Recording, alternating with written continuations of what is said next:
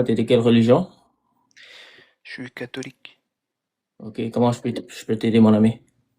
C'était juste pour savoir pourquoi toi, tu es plus protestant que plutôt une église comme le catholicisme ou l'orthodoxie. Ouais, bonne question. Moi, je crois que la dénomination le plus biblique, selon moi, c'est les, les protestants, plus que les catholiques et les orthodoxes. Ok. Mais la Bible, quand elle s'est canonisée, c'est plus par l'église catholique, non? Ça, c'est débattable, parce que le canon, c'était quelque chose de progressif qui a commencé très tôt. Maintenant, la question, c'est est-ce que les premiers chrétiens, ou les pères de l'Église, est-ce que eux, adhèrent plus aux doctrines de la catholisme ou la doctrine de les protestants? Alors, tout ça, c'est débattable. Alors, si tu affirmes que c'est les catholiques, précisément les catholiques romains qui ont canonisé la Bible, là, tu dois donner des preuves. Ah, j'affirme pas, juste je pose la question pour savoir ton point de vue. OK. Alors, c'est ça. Alors, selon moi, je crois que la Bible est l'autorité finale. Et je crois que si on examine la vie de Jésus et comment lui, il citait la parole de Dieu, il utilisait la parole de Dieu comme autorité pour convaincre les Juifs. Et les Juifs, ils avaient accès à l'Ancien Testament.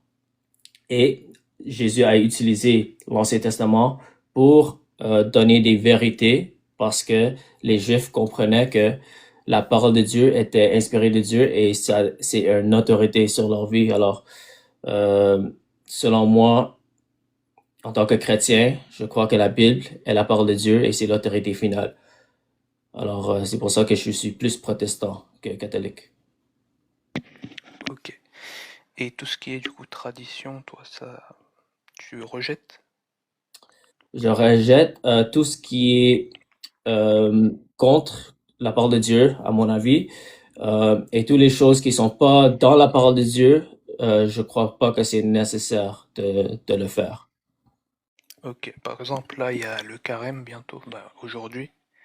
Pour toi, c'est quelque chose de bien ou...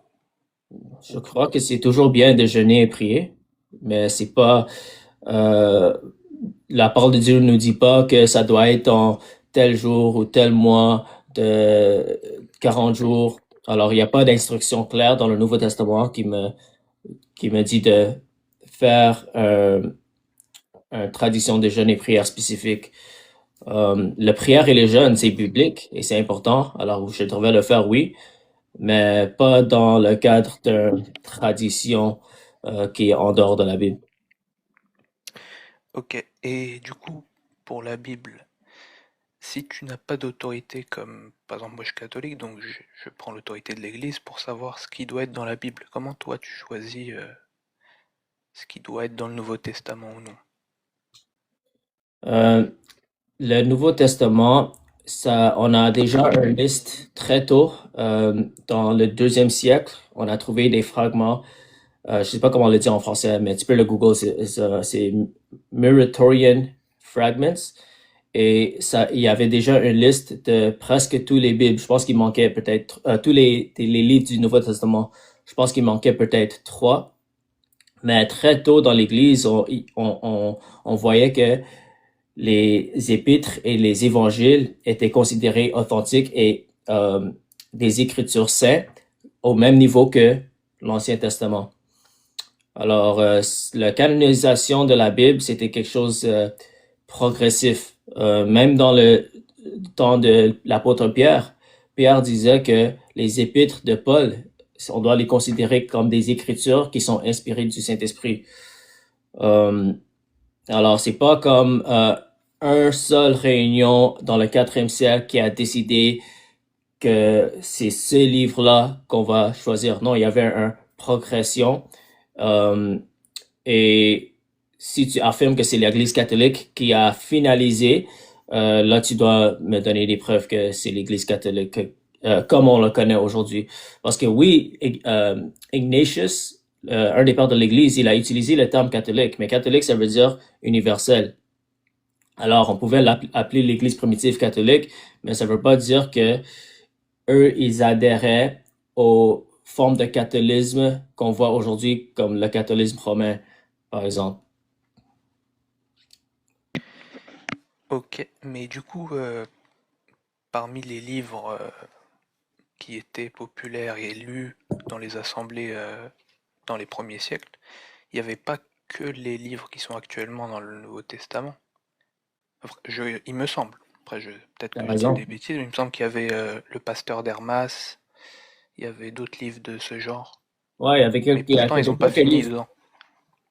Ouais, il y avait quelques livres comme dans le fragment que j'ai cité, il y avait peut-être trois livres qui n'est plus dans le Nouveau Testament.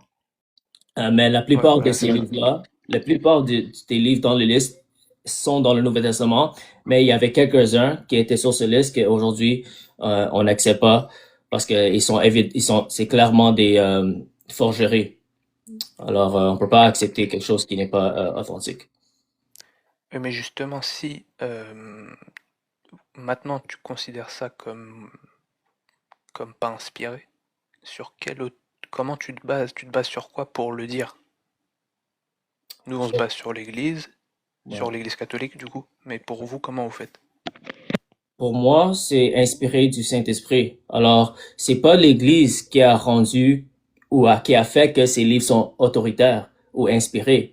Ils étaient déjà inspirés quand ils étaient écrits dans le premier siècle par les apôtres qui ont écrit les manuscrits originaux. Alors, dès qu'ils ont écrit les manuscrits originaux, c'était les livres authentiques inspirés de Dieu.